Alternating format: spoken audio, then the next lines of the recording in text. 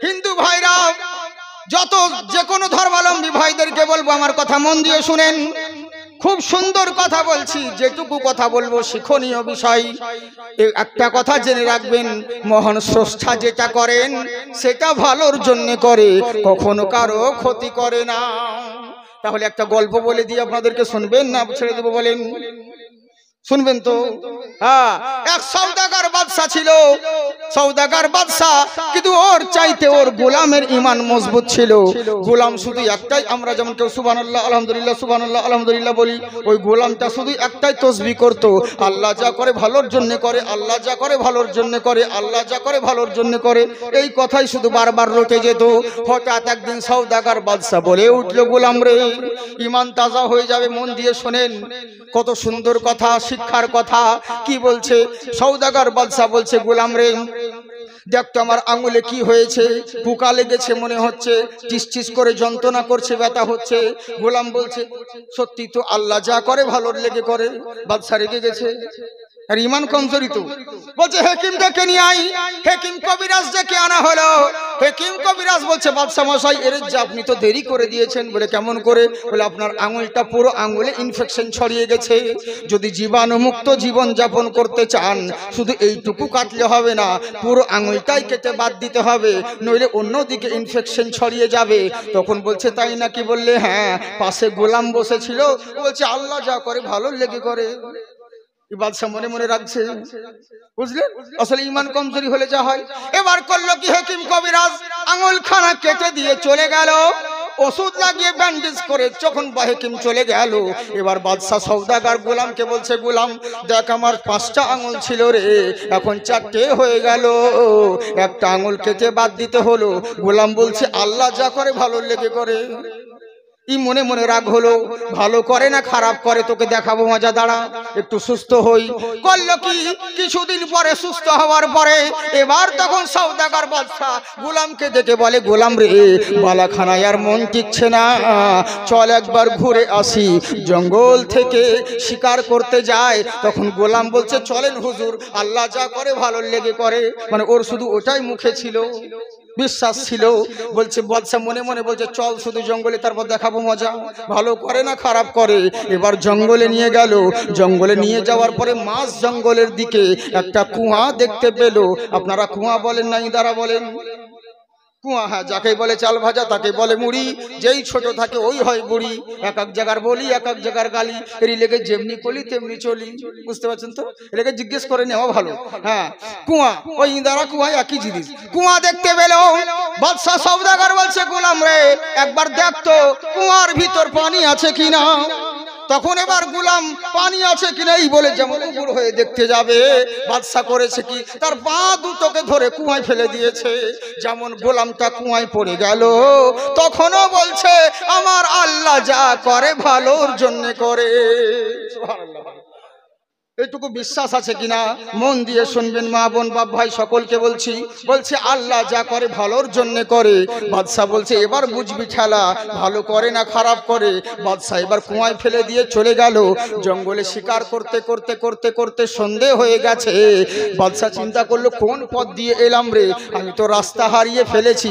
আপনারা জানেন জঙ্গলের পথ কখনো সোজা হয় না, আঁকা বাঁকা পথ। তাই বাদশা মনে মনে চিন্তা করলো, এখন আমার কাছে সঙ্গীটা নেই, এখন যদি রাত্রে বেলায় বেরিয়ে যাই বাড়ির দিকে, কোন রাস্তা ধরে কোন রাজ্যে চলে যাব, তখন ঝামেলা হয়ে যাবে।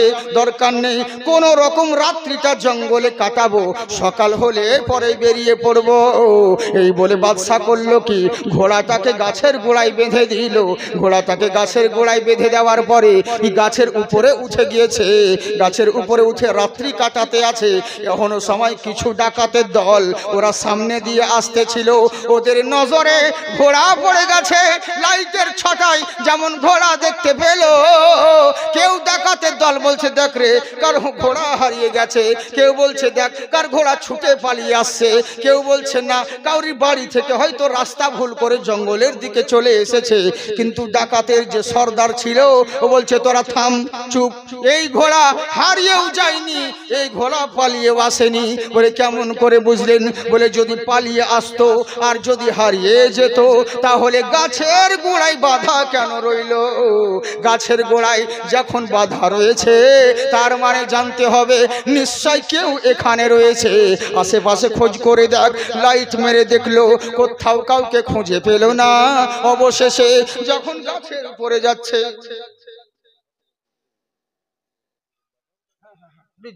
তো এবার করলো কি, যখন এবার করলো সব রকম ভাবে এই চিন্তা করে দেখলো যে নিশ্চয় গাছের মধ্যে কেউ আছে। উপরের দিকে লাইট মেরে দেখছে সাদা ধবধবে সওদাগর বাদশাহ ওই গাছের উপরে উঠে আছে। গাছের উপরে যেমন উঠা তেমনি সঙ্গে সঙ্গে ডাকাতের দল বলছে এই গাছে কি করছিস, নাম গাছ থেকে।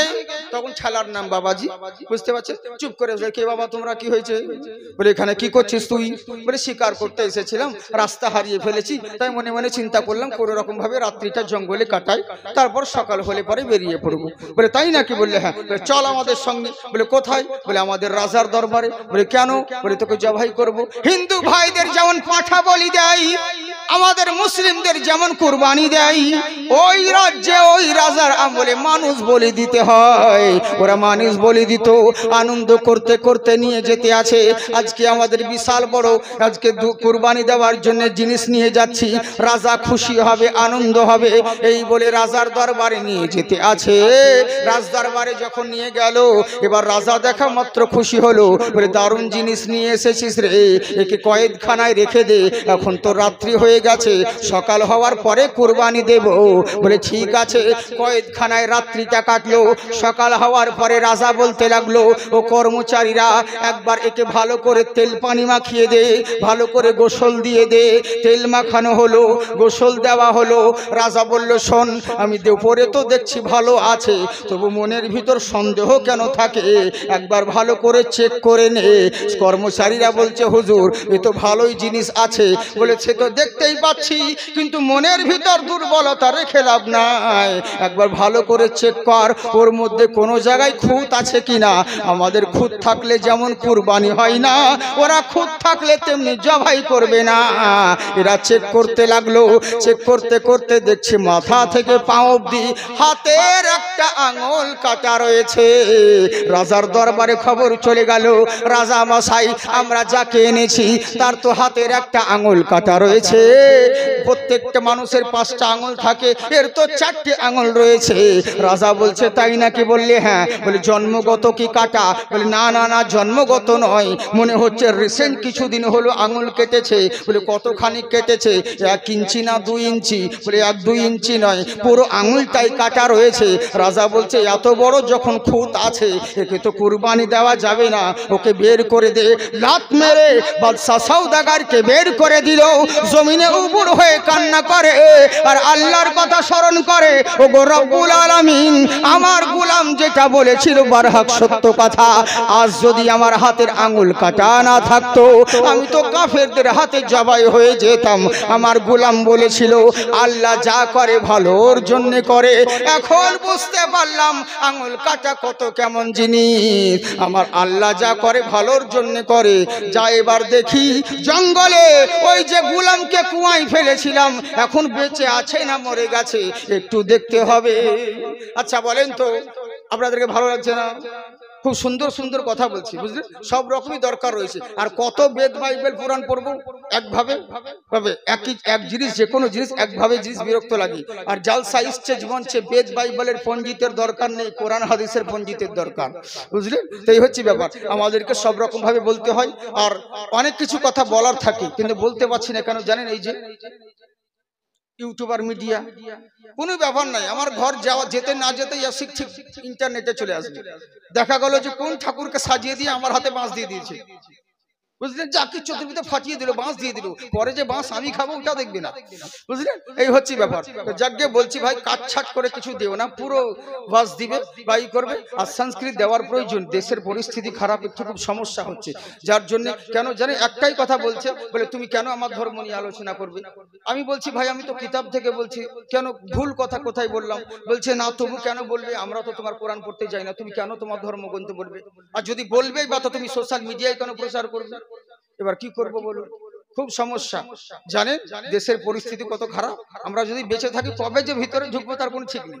হ্যাঁ, তো এর জন্য তো যার লেগে বলছি সোনামুখী আমার, একটু সেরকম ভাবে তোমরা চেষ্টা করবে। আর আপনি মন দিয়ে শুনুন, খুব সুন্দর কথা বলছি। আমার ধর্ম কখনো কোনো জাতিকে আঘাত করে কথা বলে না, হিন্দু ধর্ম হোক আর যে কোনো ধর্ম হোক, আমার ইসলাম শিক্ষা দেয় তোমার দরওয়াজায় যেন ক্ষুধার্ত ব্যক্তি আসে তাকে অন্ন দান করো, কেউ যদি টাকার জন্য সাহায্যের জন্য আসে তাকে সাহায্য করো, কেউ যদি অন্যের জন্য আসে তাকে অন্ন দান করো, জিজ্ঞেস করবে না কোন জাতের কোন ধর্মের। ওরে তুমি যদি মানুষ হয়ে একটা মানুষকে ভালোবাসো, মানুষের উপকার করো, এর বিনিময়ে মহান স্রষ্টা তোমার উপকার করবে। সুবহানাল্লাহ বলেন। অতএব আমার ইসলাম ধর্ম কখনো কোনো ধর্মকে তাচ্ছিল্য করে না। আমরা কোনো দেবতার বিরুদ্ধে কথা বলি না, কেন বলবো? ওনারা ছিলেন মহামানব, ওনারা ছিলেন মহান দেবতা। কারণ একটা কথা জেনে রাখো, আজকে যদি ওনার ধর্মকে কাউকে গালি দিতে যায়, ওরা কালকে আমার আল্লাহকে গালি দিয়ে দিবে, বুঝলেন? এই জন্য সূরা আল মাইদায় নিষেধ করা হয়েছে, কখনো কোনো ধর্মের বিরুদ্ধে কোনো আঘাতমূলক কথা বলবে না। আর কখনো বলবোই বা কেন, কি প্রয়োজন? বুঝলেন, যেগুলো বলি সুন্দর কথা বলি, যে আমার নবীর আদর্শটা কেমন সেটাকে শুধু ওনাদের ভাষায় তুলে ধরি, বুঝতে পারছেন তো? যাই হোক, একবার মহব্বতে বলেন সুবহানাল্লাহ। খুব সুন্দর কথা, আধখানা তো থেকেই গেল, ছেড়ে দিই নাকি? হ্যাঁ, মানে ওটা কমপ্লিট করবো। আচ্ছা, বাহ বাহ বাহ বাহ বাহ, সুবহানাল্লাহ সুবহানাল্লাহ, আপনাদেরকে ভালো রাখুক। কারা কারা শুনবেন এবার হাত উঠান, যারা যারা হাত উঠালেন জলসার জন্য 500 করে টাকা এনে দেন, আগামী বছর জলসার জন্য। এখন দিবে না, কেননা রুহু বের করা সহজ, কিন্তু রুপিয়া বের করা সহজ নয়। আমাদের দিকে মুর্শিদাবাদ বলুন আর উত্তরবঙ্গ বলুন, শিলিগুড়ি বলুন, আমাদের দিকে বলুন, মানুষ যখন মারা যায় তখন মেয়ে ছেলেরা কান্না করে, সুর করে করে কাঁদে। আপনাদের এইদিকে কেমন কাঁদে? এদিকে কেউ ওরকম কান্না করে? আমাদের দিকে কোনো মানুষ মারা গেলেই মেয়েরা কান্না যখন করবে সুর করে করে কান্না করে, এদিকে ওরকম কাঁদে কি? ওরকম কান্না করে না মনে হয়, কিন্তু আমাদের দিকের মেয়েরা সুর করে কান্না করে। কেমন কান্না করছে জানেন? একজনের স্বামী ভুল করে ঘুমের ওষুধ খেয়ে নিয়েছে, পাওয়ারওয়ালা ওষুধ ছিল, স্বামী অজ্ঞান হয়ে গেছে। এবার বউ এসে ধাক্কা ধুক্কি মারছে, যখন স্বামীর সারা শব্দ পাই নাই তখন বউ ভাবছে স্বামী হয়তো পটল তুলেছে। এই বলে মেয়েদের যা কান্না, লোকজনকে জড়ো করেছে, কান্না শুরু করেছে, আমার স্বামী মরে গেল, নতুন খাট রেখে কে ঘুমোবে গো? তো দেওরা বলছে আমি ঘুমোবো গো। গ্রামের ভাই ও স্বামী মারা গেছে, তোকে রং লেগেছে, তুই ঘুমাবি বলছি। তখন ছেলেটা বলছে আমি কি সত্যি ঘুমিয়েছি? মেয়েটা কান্না করছে তাই সান্ত্বনা দিচ্ছি। কেমন সান্ত্বনা দেখুন। দ্বিতীয়বার যখন মেয়েটা বলছে আমার স্বামী মারা গেল, নতুন হন্ডা বাইক রেখে এখন কে নিয়ে বেড়াবে লো? তো দেওরা বলছে আমি আছিল। গ্রামের লোক তো রাখবে, দুঃখ করবে। গ্রামের মোড়রা বলছে শোন বাবু, ওর দুঃখ, স্বামী মারা গেছে, ওর ব্যথাও বুঝছে, তোর কি আনন্দ হচ্ছে বাইকে নিয়ে বেড়াবি বলছি? ছেলেটা রেগে বলছে তোমরা শুধু আমাকে বলছো কেন? আমি কি সত্যিকারে নিয়ে বেরিয়েছি নাকি? তোমরা চুপ করে বসে আছো। মেয়েটা কান্না করছে তাই সান্ত্বনা দিচ্ছে। কেমন সান্ত্বনা দেখুন। তৃতীয়বার যখন মেয়েটা বলছে আমার স্বামী মারা গেছে, 1 লাখ টাকা ঋণ করে, কে পরিশোধ করবে গো? তখন দেওরা বলছে এই গ্রামের মোড়রা শুধু কি আমি একাই সান্ত্বনা দিব, তোমরা দাও না? আমি কি ঝিকা নিয়েছি? বুঝলেন?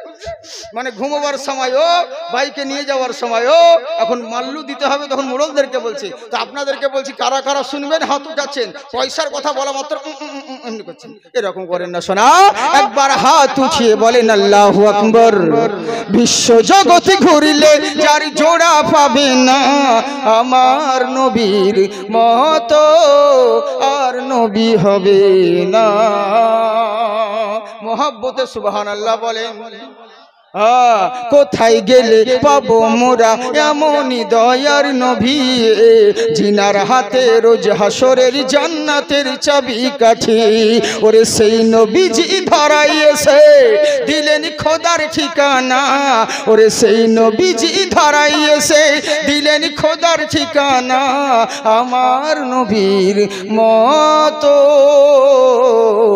আর নবী হবে না, তাই তাই শুনে রাখো পৃথিবীর বুকে ওই মহান নবীর মতন কেউ হবে না। বলে কেমন করে? পৃথিবীর বুকে ওঙ্কারা করুলামা গুরু মূর্তি ভক্তি পূর্ণম পূজতনম, বনে জলে জঙ্গলে যেখানেই যাও না কেন একবার ভক্তি সহকারে ওই মহান গুরুর যদি নাম জপতে পারো তোমরা সব জায়গায় লাভবান হবে। বলে কেমন করে? একটা কথা জেনে রাখো, পৃথিবীর বুকে ওই যে মহামানব, তুমি কি ভেবে নিয়েছো মুসলমানদের নবী কিসের জন্য নাজির হয়েছে? একটা কথা জেনে রাখবে, যুগে যুগে যথায়ন্তরম সর্বেষ্টমী ভুবনারতম, পৃথিবীর বুকে যুগে যুগে একজন করে অন্তিম মহান ঋষি মহান স্রষ্টার তরফ থেকে পৃথিবীর বুকে আগমন হয়েছে, যিনি সবার চাইতে সেরা, যিনি সবার চাইতে উজ্জ্বল, উনি ওই মহান নবী। তখন অনেকজন বলে তুমি ঠিকই বলেছো, রামায়ণ মহাভারত বেদে যেই মহামানবের কথা বলা হয়েছে ওই মহামানব আমাদের অমুক দেবতা, আমাদের অমুক দেবতা।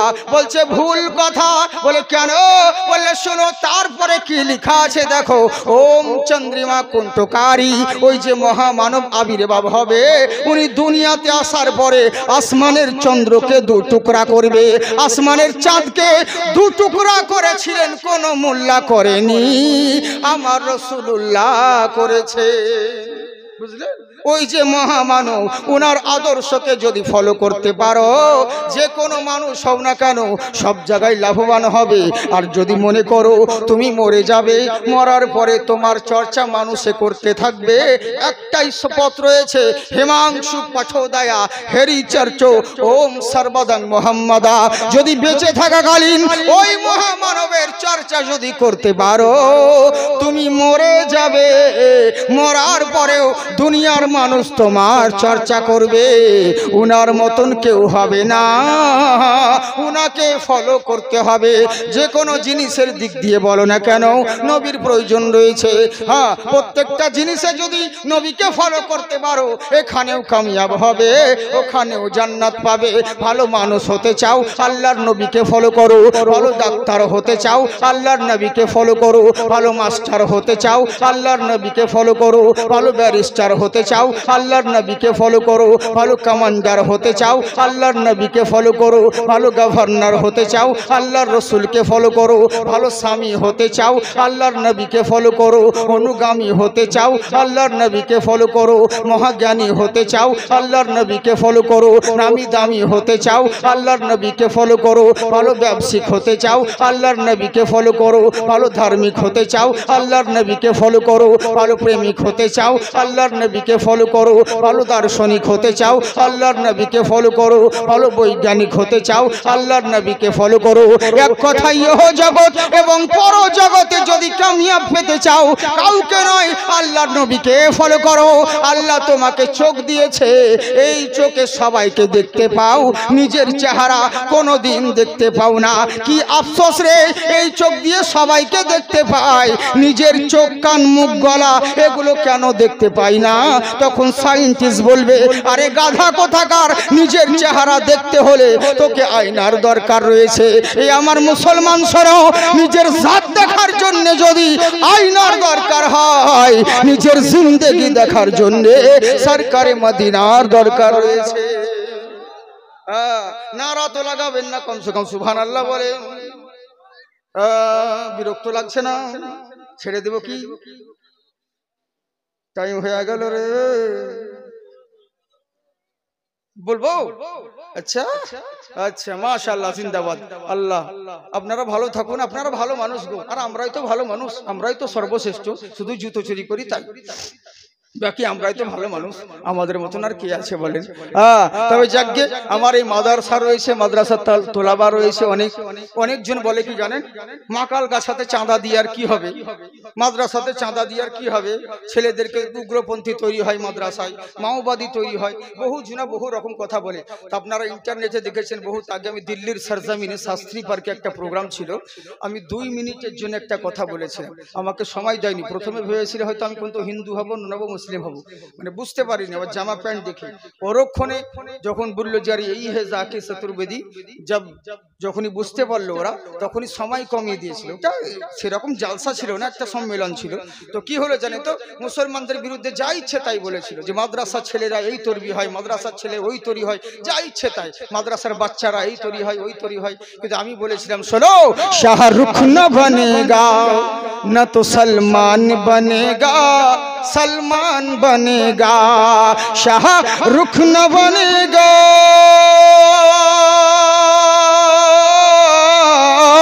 शाहरुख न बनेगा, न तो सलमान बनेगा, न तो सलमान बनेगा। ये बच्चा मेरा हाफिज कुरान बनेगा, कुरान बनेगा। सुभान अल्लाह नहीं बोलिएगा। ऐ दुश्मन इस्लाम तेरी खैर नहीं है, अल्लाह के घर देर है अंधेर नहीं है। আল্লাহর ঘর দের রয়েছে কিন্তু অন্ধকার নয়। আজকে ক্ষমতার জোরে যা ইচ্ছা তাই করে বেড়াচ্ছ, কিন্তু জেনে রাখো একদিন তোমাকে জিরো হতে হবে। যখন ভারতবর্ষে এনআরসির কথা চললো, বুঝলেন, কত লোকে যে আমাদেরকে বলছে জাকির ভাই যদি ভারতে কোনোদিন এনআরসি হয় তো তোমরাই বিপদে বেশি পড়বে। এনআরসি যদি ভারতে কোনোদিন হয় তো মৌলবি মৌলানা যারা আছে, যাদের টুপি দাঁড়িয়ে আছে, এদের বিপদ বেশি, এরা আগে বিপদে পড়বে। বলে কেন? বলে এরই জন্যই ওদের যখন লেবাস দেখে চিনে নিবে মুসলমান, সোজা ডিটেনশন ক্যাম্পে ভরবে। আমি বলেছিলাম আবে আমার থেকে বিপদে তোরা বেশি আছিস। বলে কেমন করে? বলে শোন, আমাদের টুপি দাড়ি লেভেল দেখে তো চিনে নিবে যে আমরা মুসলিম, সোজা ডিটেনশন ক্যাম্পে ভরবে। আর তোদেরকে যতক্ষণ তোকে নাঙ্গা না করবে তো ধরাই পড়বি না হিন্দু না মুসলিম। তোর কাপড় খুলবে তারপরে চেক করবে তোকে। তো বুঝ কে বেশি বিপদে, আমরা না তোরা। একটা কথা ভেবে রাখিস, কাউকে তাড়তে হলে আগে নিজেকে ধরতে হয়। যে মালিক হিরো করতে পারে সে জিরো করতে পারে, তাই তো বাপজিরা? হ্যাঁ, তো তোমরা যতই যা কিছু করো, কিন্তু কে থাকবে আর কে থাকবে না কি হবে এটা সব আল্লাহর হাতে। কিন্তু ওই যে বললাম কিছু কিছু জিনিস বাপজি আমাদের জন্য দায়ী, জানেন? এর জন্য দায়ী হলাম আমরা। আমাদের মধ্যে তো মিল নেই। আমাদের দেওবন্দি জালসায় ফারাজিকে ঝুড়ে দিল, ফারাজির জালসায় হানাফিকে ঝুড়ে দিল, মানে শুধু ঝোড়াঝুড়ি চলছে, কাদাকাদি চলছে। আমি অনুরোধ করি প্রত্যেকটা জায়গায় বলি, ভাই পাঁচটা আঙুল সমান নয়, আমাদের মধ্যে বিভেদ থাকতেই পারে, কিন্তু আমাদের আখলাক যদি এরকম হয় তো অন্য লোকরা কি শিখবে বলো? কারণ আমাদের সান্নি বলো, হানাফি বলো, বেরেলি বলো, ফারাজি বলো, যে বলো না কেন, তাবলিগি বলো, পাঁচজন পাঁচ রকম আছে। আমাদের মধ্যে সবই এক, মাসলার মধ্যে কিছু ইখতিলাফ রয়েছে, মোতাবিক রয়েছে, হ্যাঁ মতভেদ রয়েছে। তো সেইগুলো লোকের সামনে না উদাম করে ঘরের ভিতর আলোচনা করো, পার্সোনাল আলোচনা করো, তবেই না। কিন্তু আমরা করি কি, ওই স্টেজে এদিক সেদিক করতে গিয়ে দেশের 12টা বেজে গেল। এতে ইসলামের ক্ষতি হচ্ছে, এতে মুসলিম জাতির ক্ষতি হচ্ছে, বুঝলেন? এক জায়গায় মীমাংসা করুন, আলোচনা করুন, ঘরের ভিতর ঢুকে সেটা একটা মানিয়ে যায়। কিন্তু লোকের সামনে যখন বলবেন, অন্যান্য জাতিরা এটাকে অন্যরকম মাইন্ড করে নেয়। আল্লাহ আমার সকল আলিমদেরকে হেদায়াত দান করুক, বলুন আল্লাহুম্মা আমিন। বুঝলেন তো? যাকে তবে একটা জিনিস বিশ্বাস রাখতে হয়। কি বলবো বলুন? আচ্ছা আমি বলবো কি আগে? হ্যাঁ বলবো? আচ্ছা মাশাআল্লাহ সুবহানাল্লাহ। তো ঠিক আছে বলছি। জি জি, আপনারা কেউ নাই, 5 জন ব্যক্তি নাই এখানে যে 500 করে টাকা দিবেন আগামী বছর জলসার জন্য। আমি কালেকশন বক্তা নই, আর আমাকে কালেকশনের জন্য বলেও নি, কিন্তু আমি আপনাদেরকে বলছি মহব্বতে। আর আমি অত বিহায়া নই যে বারবার আপনাদেরকে বিরক্ত করব, দেন গো ওরকম বলবো না, হয়তো 5-6 বার বলবো, বুঝলি? তো যাকে অসুবিধে নেই। হ্যাঁ, কোন মানুষ এখানে 5 জন ব্যক্তি শুধু 500 করে টাকা, বেশি বলিনি, 5,000 5 লাখ বলিনি, 500 করে টাকা শিরকাত মোহব্বতের জন্য। আমার মন বলে আপনার দেবেন। কি নাম বাবজি আপনার? কি নাম আপনার? নাম জানেন তো? ওই দেখেন, হ্যাঁ নাম দেখেন, একজন হয়ে গেছে। আর 4 জন উঠেন, বাস আর বলবো না আপনাদেরকে। আর 4 জন উঠেন, আমার কথাটাও শুনুন। মুসাফির মানুষ, বহু দূর থেকে এসেছি, মুসাফিরের দোয়া কবুল হয়। কেউ এবার বলবে কি জানেন তো, হুজুর পয়সা দিলাম না তো কি আছে, আল্লাহ যা করে ভালো লেগে করে, সারা আমার ফতোয়া আমাকে ঘুরিয়ে দিচ্ছে, বুঝলেন? তো এই হচ্ছে ব্যাপার। এরকম যেন না হয় সোনামুখী আমার। হ্যাঁ যাকে মাশাআল্লাহ। তবে তাড়াতাড়ি করে, জলদি করে দিন।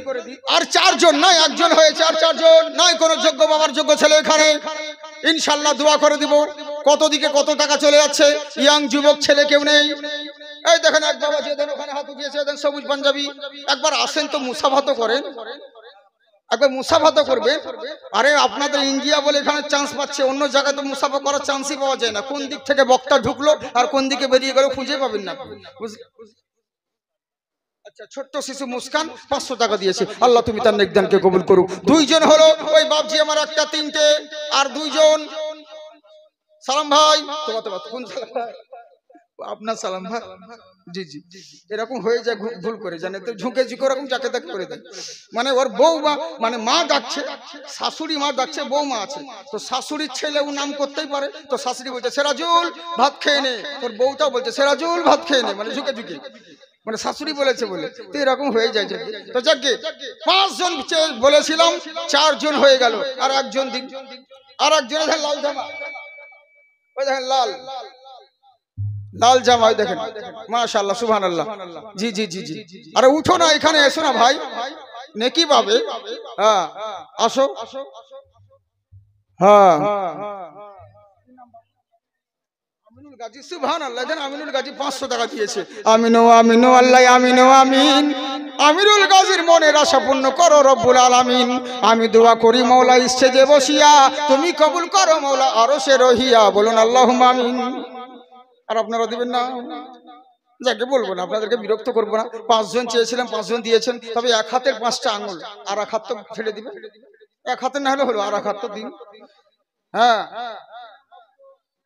আক্তার, আক্তার, এই দেখেন সুবহানাল্লাহ সুবহানাল্লাহ, আক্তার বাচ্চা আমার এইখানেতে ছিল, ছিল কি না ছিল তা দানে বোঝা গেল। এখানে 500 টাকা নিয়ে এলো, আল্লাহ তুমি তার নেকদানকে কবুল করো, মাশাআল্লাহ। তাহলে এক হাতে একটা হয়েছে, আরো 4 জন বাকি আছে, তাড়াতাড়ি তাড়াতাড়ি, বেশি বিরক্ত করবো না। লক্ষ্মী ভান্ডার এগুলো কই, ওরা পর্দা নারী ও আমার পর্দা মন্দিরে সোনামুখী, তোমরা যদি থেকো তো তোমাদেরকেও বলবো, তোমরাও নাম লিখাতে পারো, তোমরাও বলে যাবে, কোনো চিন্তার কোনো কারণ নেই। তোমরা টাকা পাচ্ছ, দোয়া করি আরো তোমরা পাও, কিন্তু একটাই অনুরোধ করব মা জননীদেরকে, তোমরা সব করো কিন্তু পর্দাটা করো, পর্দাটা একটু করো, কারণ তোমাদের পর্দা নেই বলেই আজকে সমাজের এই অবস্থা। আচ্ছা সুবহানাল্লাহ, তাসলিমা বিবি হরিকাঠি 500 টাকা, মাশাআল্লাহ সুবহানাল্লাহ। এটা তাসলিমা মেয়ে মা বোনদের তরফ থেকে একজন হয়ে গেছে। কে বললে মা বোন দেয় না গো, ওরা সব জায়গায় দিবে, ওদেরই তো সরকার চলছে। হ্যাঁ হ্যাঁ, চিন্তার কোনো কারণ নেই, আমার মা বোন রয়েছে খুব ভালো, তাই জন্য না, তাড়াতাড়ি করে 5 মিনিটের মধ্যে আপনাদের জলদি করে জমা দিন, 5 মিনিটের মধ্যে, বেশি দেরি করেন না সোনামুখী আমার।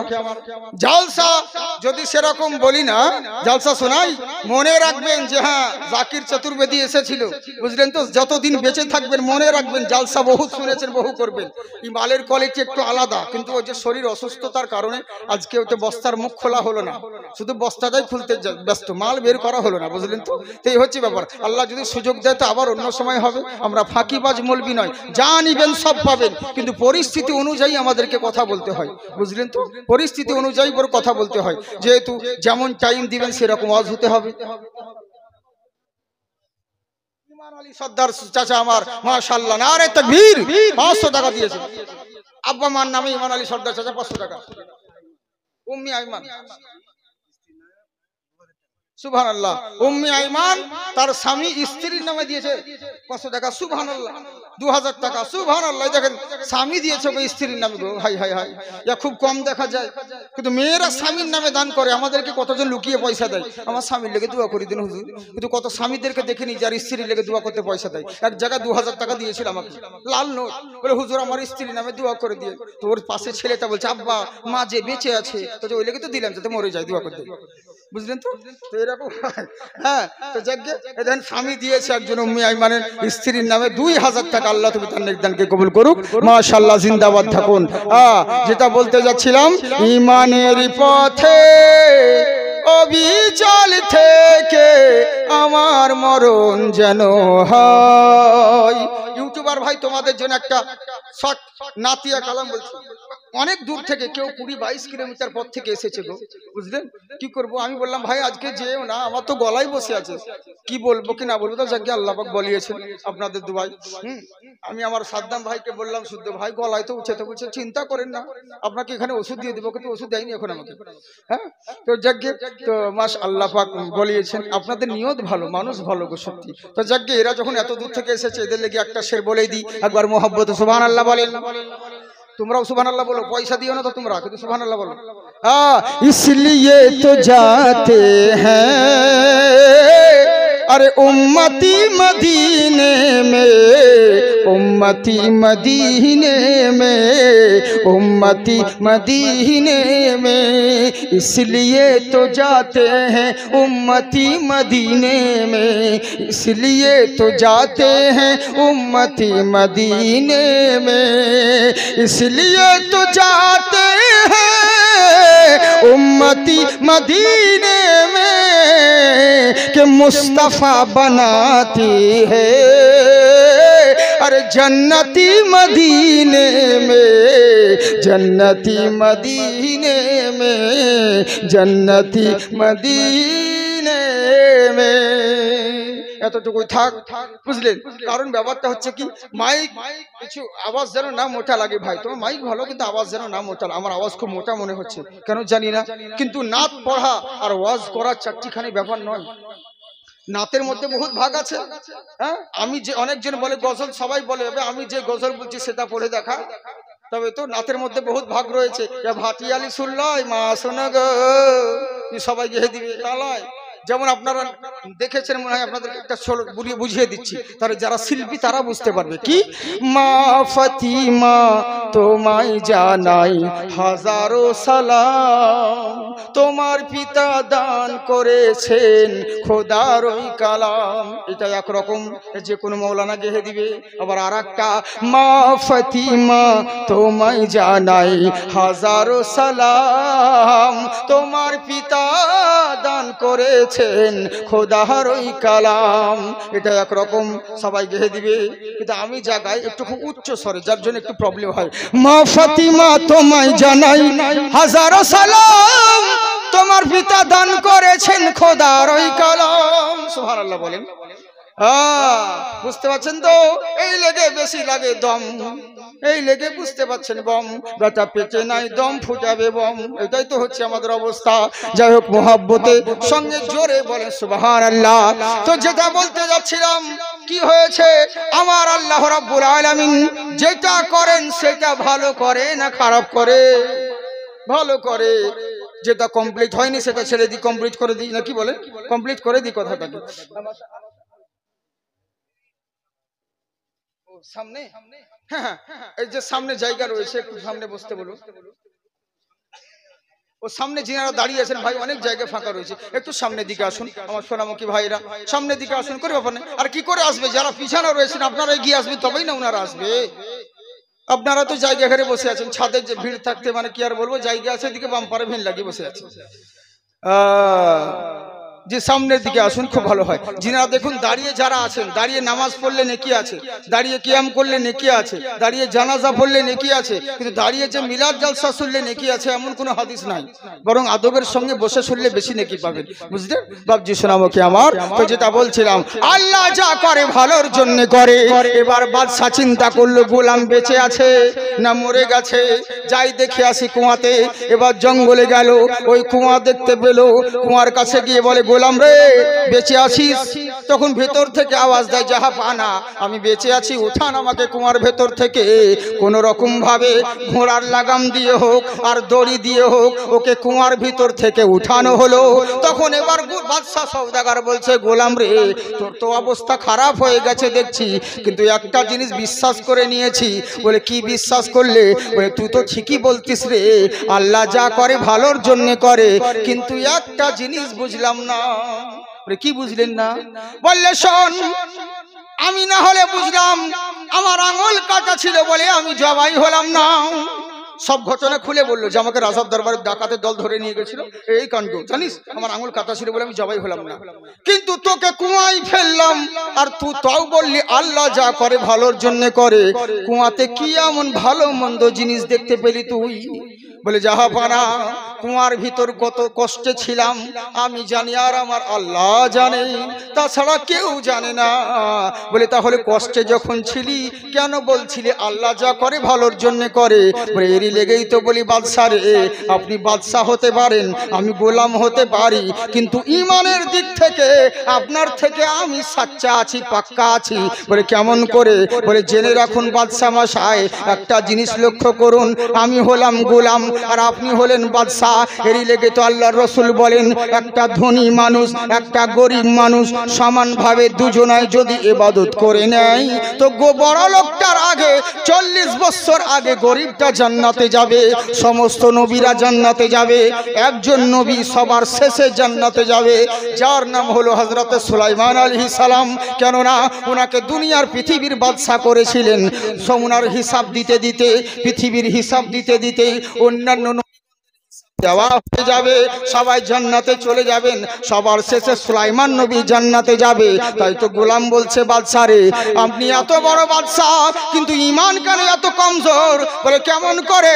আমার জায়গায় আজকে যদি আপনার জায়গায় আমি হয়ে যেতাম, এত বড় শিক্ষা পাওয়ার পরে দীক্ষা নিয়ে নিতাম, এত বড় ধাক্কা খেলেন তাও আপনি পাক্কা হতে পারলেন না। বলে কেন রে? বলে আপনার আঙুল কাটা ছিল বলে জবাই হলেন না, এত বড় ধাক্কা খেলেন তাও আপনি শিক্ষা নিতে পারলেন না, আল্লাহর উপর ঈমান মজবুত হলো না, তাও আপনি কেন কিন্তু লাগাতে আছেন? বলে হ্যাঁ আমি বুঝলাম আমার আঙুল কাটা ছিল বলে আমি জবাই হলাম না। আরে তোকে কুয়াই ফেললাম, তো ভালো মন্দ জিনিস পাসনি, কষ্টের মধ্যে ছিলি, পোকার কামড়ে মশার কামড়ে রাত্রিটা কাটালি, তাও কেন বললি? মশা কামড়ালে কি আল্লাহ ভালো লেগে করে? কুয়ার ভিতরে কষ্টে না খেয়ে না দিয়েছিলি, পানি পান করতে পাস নাই, দুটো অন্নও খেতে পাস নাই, তাহলে কেন বললি আল্লাহ যা করে ভালোর জন্য করে? গোলাম বলছে বাদশা রে আমার কথা মন দিয়ে শোনেন। বলে কি শুনবো বল? বলে আপনি আমি দুজনেই শিকার করতে এসেছিলাম। বলে হ্যাঁ এসেছিলাম। বলে রাত সন্ধ্যে হয়ে গেছিল? বলে হ্যাঁ হয়ে গেছিল। আপনি যেমন রাস্তা হারিয়ে ফেলেছেন একই ঘটনা ঘটতো।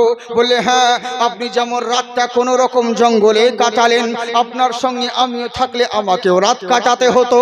ডাকাতের দলরা আপনাকে যেমন ধরে নিয়ে গেল, আমি তো ওদের বাবা নয় যে আমাকে ছেড়ে দিত, আমাকেও আমি সঙ্গে থাকলে আমাকেও ধরে নিয়ে যেত। আপনার খুঁত ছিল বলে আপনি জবাই হলেন না, আমার তো কোনো জায়গায় খুঁত নেই, তাহলে তো আমি জবাই হয়ে যেতাম।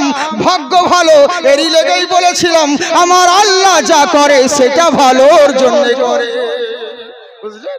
আল্লাহ যা করে ভালোর জন্য করে, আল্লাহর হিকমত কেউ বুঝতে পারে না।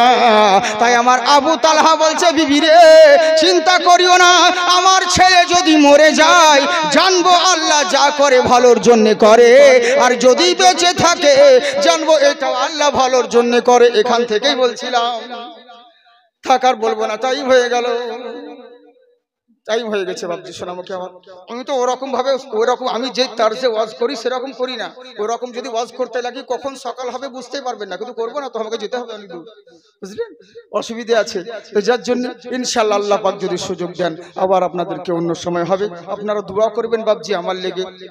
আমি খুব পরিস্থিতি মানে টেনশন, কিন্তু আমার একটা কথা কি জানেন, আমি যদি কাউকে কথা দিই ওয়াদা করি আমি সেই জায়গায় পৌঁছাই, তাতে যতই কষ্ট হোক। আমি বলতে যদি নাও পারি আমি স্টেজে গিয়ে শুধু সালাম দিব আসসালামু আলাইকুম, আমি বলতে পারছি না অসুস্থ মানুষ আপনারা ক্ষমা করে দিবেন বলে পালিয়ে আসবো। মানুষ তো বিবেক আছে বুঝতে পারবে, হ্যাঁ, কিন্তু ওই ফোনে বলে দিব ভাই যেতে পারছি না বিভিন্ন রকম অজুহাত দিয়ে, এরকম আমি করি না। কেন জানেন? কারণ আমার কারণে অনেক লোকের মান সম্মান জড়িয়ে আছে এই জালসার পিছনে, যার জন্য তো আপনাদের এখানে কথা দিয়েছিলাম, হঠাৎ করেই দাওয়াত হয়েছে আর হঠাৎ করে এসেছি, বুঝলেন? তো ইনশাআল্লাহ আপনাদেরকে জানি না যেরকম হয়তো চেয়েছিলেন সেরকম দিতে পারলাম কিনা, তবে আল্লাহ পাক যদি সুযোগ দেয় আবার অন্য সময় আপনাদেরকে বলা হবে, দোয়া করবেন। তবে একবার মোহাব্বতের সঙ্গে কি আর বলবো কথাটা,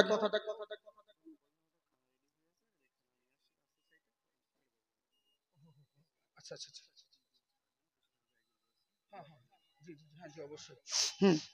জি, আর মুরব্বী জিনারা রয়েছেন বা সকলেই, আর আমি দোয়া করি আমার যত মানুষ রয়েছেন আমি বললাম দোয়া, আর যিনি আমার দোয়া করবেন আমার শেষে হযরত আমার, তা আমি বলবো ওনাকে অনুরোধ করব একটু আমার জন্য দোয়া করেন, কারণ আল্লাহ পাক যদি আপনাদের দোয়া থাকে তো ইনশাআল্লাহ আল্লাহ কোন বালা মুসিবত সব চলে দিবে। আল্লাহ কি না করতে পারে, মরা গাছে ফুল ফোটাতে পারে, তাই তো আমার আল্লাহ তো ইন্নাকা আলা কুল্লি শাইইন কাদির। অতএব দোয়া করবেন যেন আজ অবধি মানে আমার অনেক টাকা খরচা হলো, বহুত এর মধ্যে টেনশনে রয়েছি, হ্যাঁ, এই যে কথা বলতে পারছি এটাই অনেক, আল্লাহ পাক যেন সুযোগ দান করেন। বাবজি সোনামুখী আমার, আমি কথাটা আপনাদেরকে কমপ্লিট করে দিই। আবু তালহা হাজতে আছেন বিবি রে চিন্তা করিও না।